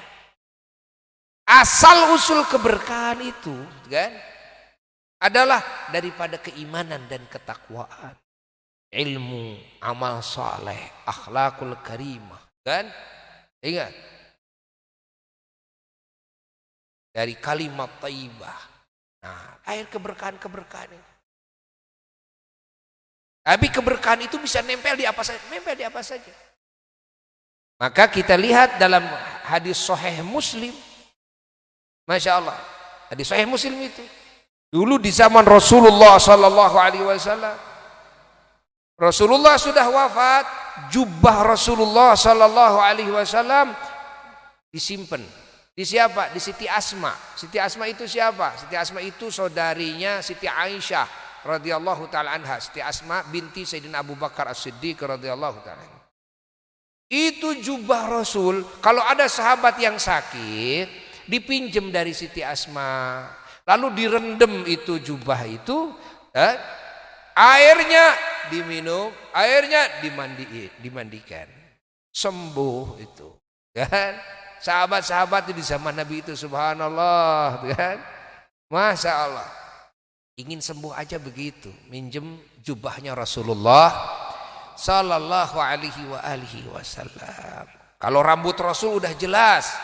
Waktu Rasulullah sallallahu alaihi wasallam dalam haji wada'nya, begitu Rasulullah sallallahu alaihi wasallam beliau digundul ya, sama seorang sahabat yang dipanggil oleh Nabi, diperintahkan untuk menggundul rambutnya sebelah kanan dulu, lalu sebelah kiri, lalu yang sebelah kanan dibagi-bagiin oleh Nabi ke sahabat sehingga sahabat berebut. Ada yang kebagian 1 lembar, 2 lembar, 3 lembar dan sebagainya. Sahabat itu berebut. Nabi tidak nyebut ini syirik kamu nih. Nabi sendiri yang mengajarkan seperti itu. Apa Nabi mengajarkan syirik? Bukan. Nabi mengajarkan tabarruk dan tawassul. Artinya sahabat sudah dikasih tahu, sahabat sudah tahu kan mana hakikat, mana sebab. Sahabat sudah tahu, sudah diajarkan oleh Nabi. Nah, mungkin sahabat ini melakukan kemusyrikan, dan mungkin Rasul mengajarkan kemusyrikan. Ingat. Lalu itu apa? Rasul mengajarkan bahwa di diri beliau ada keberkahan. Dan sahabat sudah diajarkan cara ngambil keberkahan, cara bertawasul. Nah, sehingga oleh para sahabat rambut-rambut itu Masya Allah dimuliakan. Ya seperti memuliakan Rasul langsung karena rambutnya adalah rambut Rasul. Ingat, ditaruh, nggak berani naruh di bawah itu rambut Rasul, nggak berani disimpan di kopiah atas. Masya Allah, Masya Allah, Masya Allah. Bayangkan, ini rambut Rasulullah Sallallahu Alaihi Wasallam.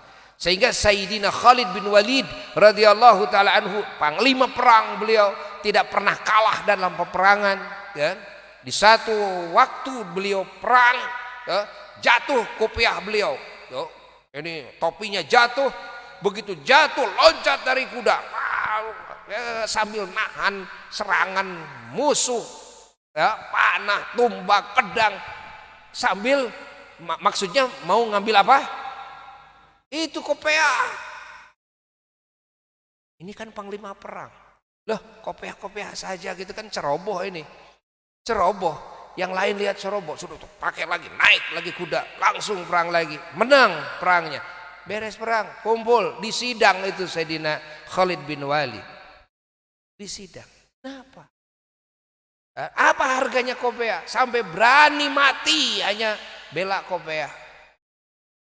Apa jawaban Sayyidina Khalid bin Walid? Jawaban Sayyidina Khalid bin Walid, beliau menjawab, dibuka kopiah beliau, dibuka apa jahitannya, lalu dicabut selembar rambutnya baginda Rasulullah Sallallahu Alaihi Wasallam. Cium.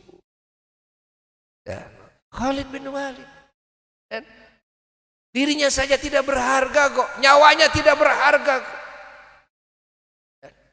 Daripada rambut Rasulullah Sallallahu Alaihi Wasallam diinjak oleh kaki-kakinya orang-orang kafir, kaki-kaki kuda-kuda orang kafir, lebih baik Khalid bin Walid dulu yang mati. Rambut Rasulullah. Allah. Coba bayangkan. Pengagungan kepada Rasul seperti itu sekarang bisa disebut musyrik. Kenapa? Karena tidak ngerti tauhid yang benar, gak ngerti ajaran agama yang benar.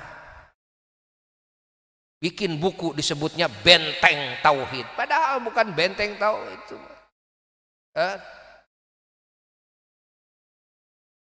Ini sekarang ini terjadi sekarang. Pahami. Makanya yang disebut dengan syirik itu bukan dalam mengagungkan, bukan dalam mencintai, bukan, itu diperintahkan, bukan dalam bertawasul, itu diperintahkan, bukan dalam mengambil barokah, itu diperintahkan. Dalam hal apa? Dalam keyakinan selain Allah, yakni makhluk, ada yang disamakan dengan Allah. Kekuasaan makhluk disamakan dengan kekuasaan Allah. Ingat, sifat-sifat makhluk disamakan dengan sifat-sifat Allah. Ini yang disebut dengan musyrik. Nama juga asyroka yusyriku isyroka. Apa asyroka itu?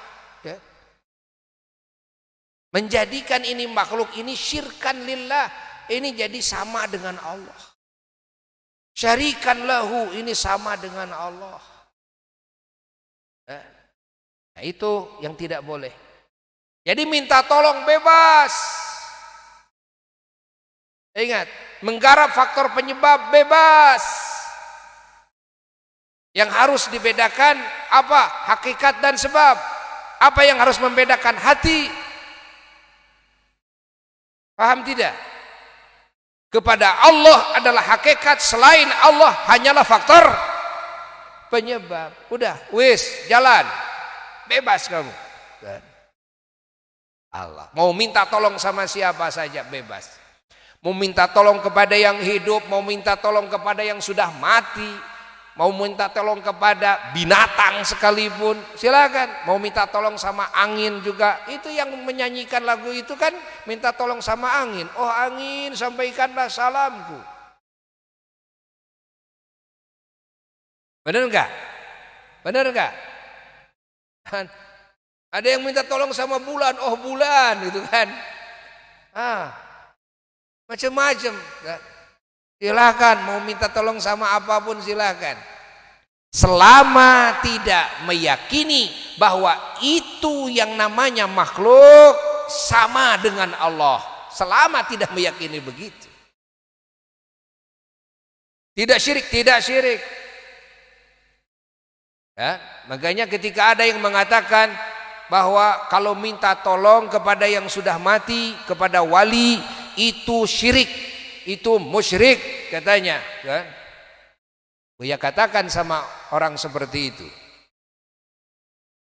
Buya katakan sama orang seperti itu bahwa tudingan kamu keluar dari kebodohanmu sendiri. Tudingan kamu melahirkan kekotoran dalam akhlakmu. Sehingga kamu suudzon dan kamu salah dalam menghakimi. Dan orang yang mukmin, orang yang bertauhid disebut musyrik oleh kamu.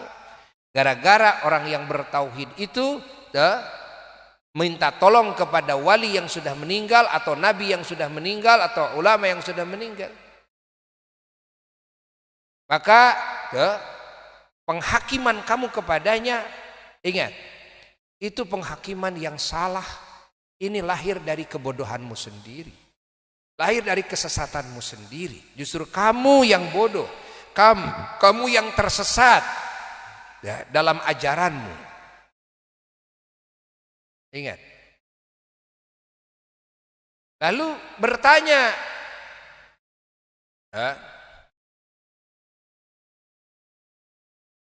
ini terjadi ini, ya.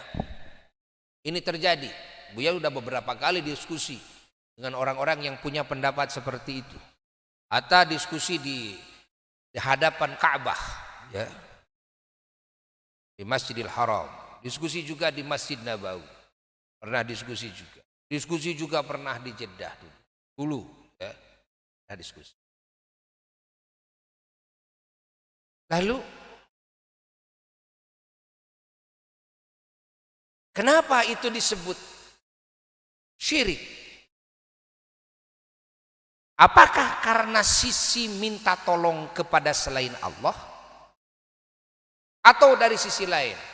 Ya, katanya minta tolong kepada selain Allah itu syirik. Kalau begitu semua manusia minta tolong kepada selain Allah. Kamu pun juga minta tolong kepada selain Allah, hal yang biasa, berarti musyrik semua. Ya. Imam minta tolong diucapkan, "Mak, tolong mak, Pak, tolong Pak." Kan? "Dok, tolong dok." Wa imma tidak diucapkan seperti makan. Makan itu tetap, ya. Hakikatnya minta tolong sama nasi. Agar apa? Agar kuat, agar hidup, gitu kan? Sering juga diucapkan, sering juga diucapkan. Berarti semua musyrik. Lalu kata dia, oh enggak, katanya. Jadi ini kalau minta tolong kepada yang hidup, itu boleh. Kalau minta tolong kepada yang sudah mati, itu tidak boleh. Loh, itu kan bukan alasan yang benar. Kan? Bukan alasan yang benar. Gak ada keterangan yang membedakan kalau meminta tolong kepada yang hidup jadi boleh. Tapi kalau minta tolong kepada yang mati jadi musyrik. Kalau minta tolong kepada yang hidup tidak musyrik. Enggak bisa. Karena syirik itu gak membedakan hidup dan mati.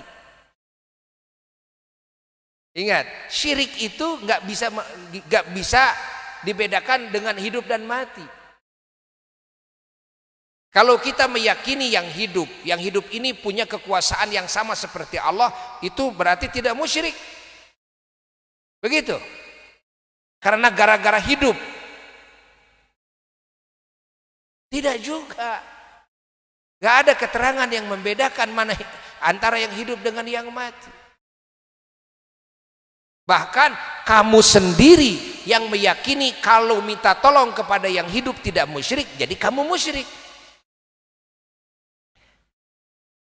Karena masalahnya musyrik itu adalah menyamakan makhluk kepada Al-Khaliq atau menyamakan Al-Khaliq kepada makhluk, baik zatnya maupun sifatnya maupun perbuatannya maupun asmanya disamakan,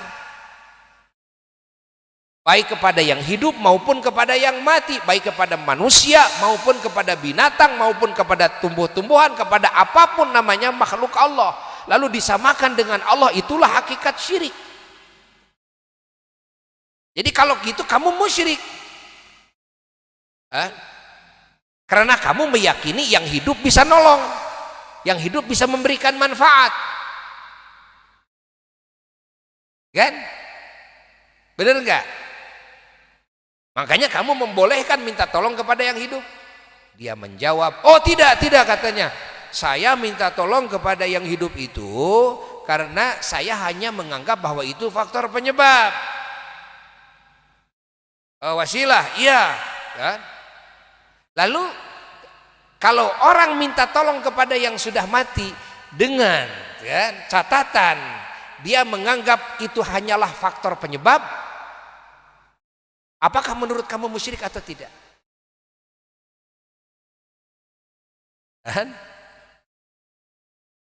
Jawab. Ini saya meyakininya kepada yang mati, kepada wali itu yang sudah meninggal dunia, ini adalah hanya faktor penyebab saja. Hanya wasilah saja. Tidak meyakini wali hakikatnya yang memberi pertolongan. Tidak. Akhirnya dia nggak bisa jawab. Mulai nggak bisa jawab. Ya. Ini orang kalau minta tolong sama wali itu dengan catatan hatinya tidak menganggap bahwa ini hakikatnya, ini hanya wasilah. Iya kata dia, kalau begitu memang tidak apa-apa, tapi ada tapinya. Apa tapinya? Tapi kan kalau yang hidup menurut kebiasaan bisa nolong. Kalau yang mati menurut kebiasaan tidak bisa nolong. Ya kan? Kalau gitu kamu salah lagi. Salahnya gimana? Salahnya kamu membuat definisi syirik adalah ketika minta tolong kepada orang atau perkara yang menurut kebiasaannya tidak bisa menolong. Jadi kamu salah lagi bikin definisi nanti. Contoh, saya minta digendong sama yang lumpuh. Menurut kebiasaan dia bisa nolong enggak? Enggak. Lalu kalau saya ngomong sama yang lumpuh, mas tolong saya gendong, seketika saya jadi musyrik? Oh enggak katanya. Kan kata kamu jadi musyrik itu ketika minta tolongnya kepada orang atau perkara yang menurut kebiasaan dia tidak bisa nolong. Lalu saya minta ditunjukin jalan sama orang yang buta. Lalu saya minjem duit sama orang yang dia juga punya hutang. Kan menurut kebiasaan boro-boro dia bisa minjemkan uang. Untuk dia saja dia banyak hutang. Kalau begitu saya minta tolong, mas saya minjem duit kan 1 juta. Dia juga punya hutang. Kita tahu kan. Kalau begitu saya musyrik saat itu. Oh enggak juga. Loh, apa coba yang disebut definisi musyrik itu apa? Pahami oleh kita. Maka sejelek-jeleknya kalau tuduhan kepada orang yang minta tolong kepada orang yang menurut kebiasaannya tidak bisa nolong, itu sejelek-jeleknya bukan musyrik, sejelek-jeleknya paling bodoh kamu, belegug kamu, gitu kan? Apa? Bahlul kamu, orang jelas nggak bisa jalan, kamu malah minta digendong. Orang jelas dia buta, malah kamu minta ditunjukkan jalan. Orang jelas dia juga banyak utang, malah kamu minjem duit. Paling apa? Blow on kamu. Nah, itu seburuk-buruknya tuduhan kamu, harusnya seperti itu, seburuk-buruknya. Kalau kamu tidak bisa baik sangka kepada orang yang minta tolong, kepada wali yang sudah meninggal dunia, nabi yang sudah meninggal dunia, jangan sampai kamu menuduh mereka musyrik. Paling seburuk-buruknya saya kasih tahu ya, seburuk-buruknya kamu tuduh saja blow on gitu. Kenapa minta tolong kepada wali yang sudah tidak bisa apa-apa? Karena mati. Ya kan? Blow on ini orang, jangan dituduh musyrik.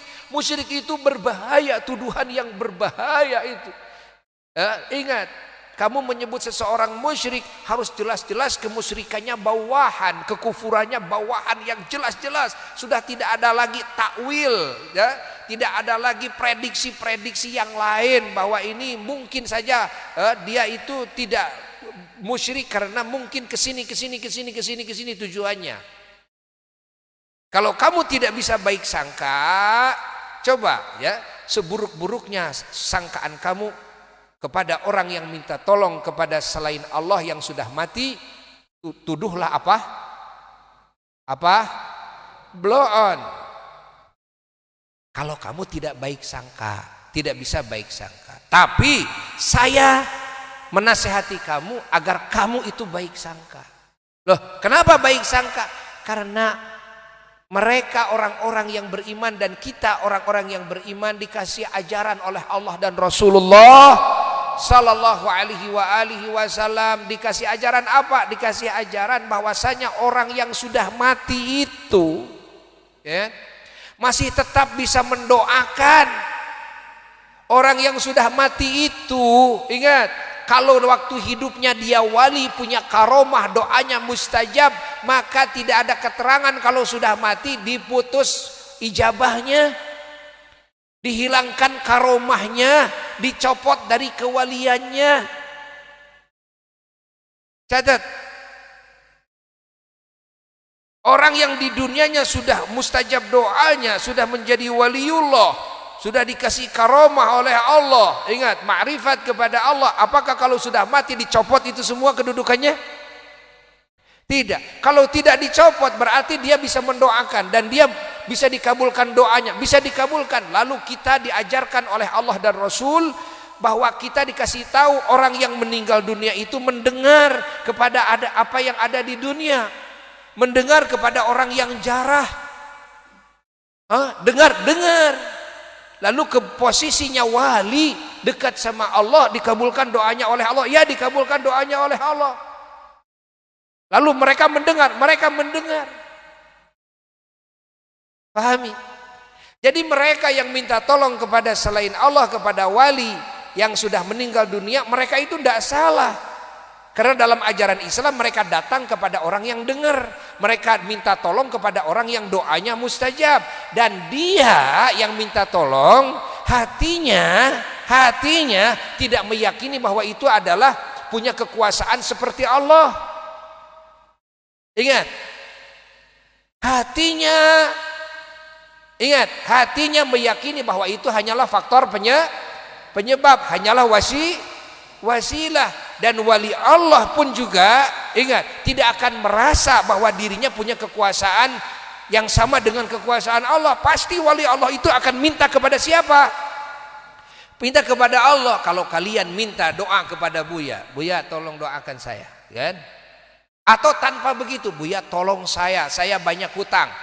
Gak bilang minta doa, Buya tolong saya banyak hutang, ingin cepat terlunasi hutang saya.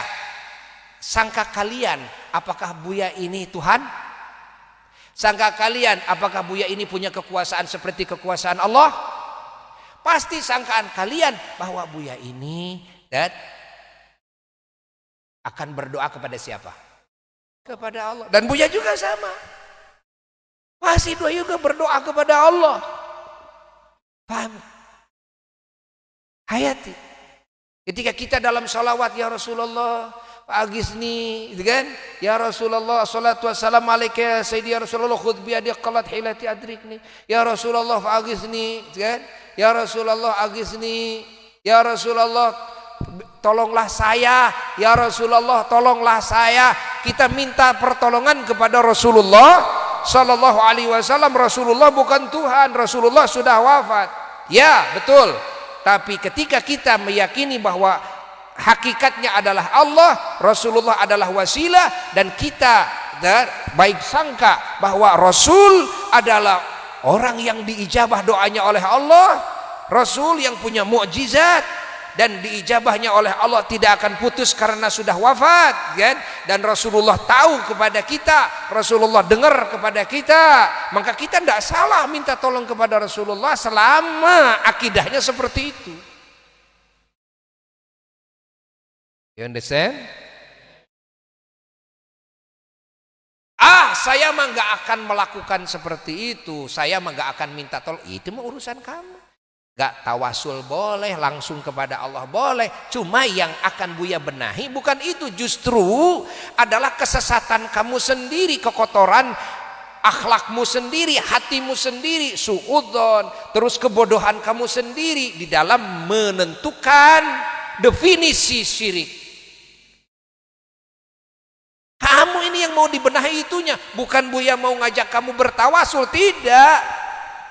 Kamu bertawasul silahkan, tidak bertawasul silahkan. Kamu mau zarah silahkan, tidak zarah silahkan. Kamu mau minta tolong kepada yang hidup, yang mati, tidak minta tolong juga silahkan. Langsung kepada Allah silahkan. Ingat, tapi kamu harus tahu ajaran Islam yang benar. Jangan sampai kamu mendagangkan ajaran Islam, mengatasnamakan Quran dan hadis, tapi tidak benar kepada umat Islam. Kan? Paham tidak? Paham tidak? Nah, pahami ini, pahami ini, pahami ini.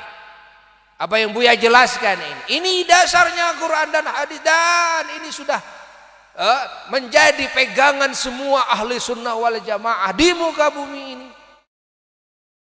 Makanya kadang-kadang di makam ada ngomong kepada ahli kubur, salamullah ya sadat minar rahman yaghsyakum faqumu washfa'u fina ilar rahman maulakum faqumu, bangkitlah ya wali Allah, washfa'u fina, belalah kami ya wali Allah, belalah kami ya wali Allah, kan, ilar rahman, kan, ilar rahman, kan, minta kepada Allah, tolong doakan kepada Allah, maulakum, Tuhan kau,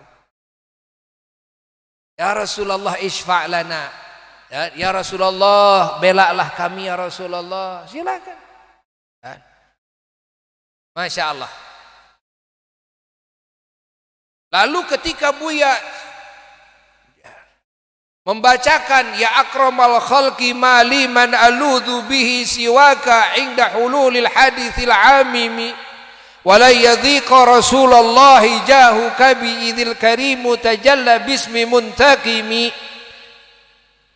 Terus fa inna min judika dunya wa dharrataha wa min ulumika ilmal lauhi wal qalami. Lalu ada yang mengatakan musyrik ini. Imam Busiri katanya musyrik. Kata-kata Imam Busiri ini syirik, tidak boleh diikuti. Kenapa? Kenapa memanggil Rasulullah, kan? Meminta tolong kepada Rasulullah, menganggap bahwa tidak ada lagi adalah apa? Tidak ada lagi penyelamat kecuali engkau ya Rasulullah, kan begitu. Ya akramal khalqi, wahai makhluk yang paling mulia, mali man aludhu bihi siwaka, tidak ada tempat untuk bersandar saya, tempat untuk minta tolong saya, enggak ada.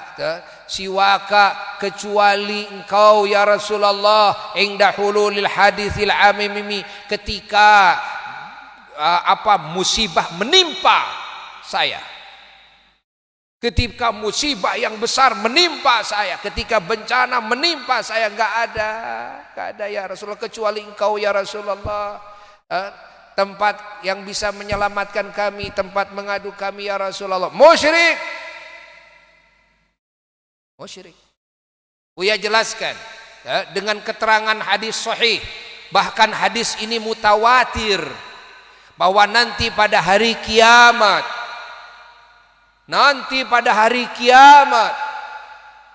di mana semua makhluk gak ada yang bisa memberi pertolongan satu sama lain, hatta para rasul.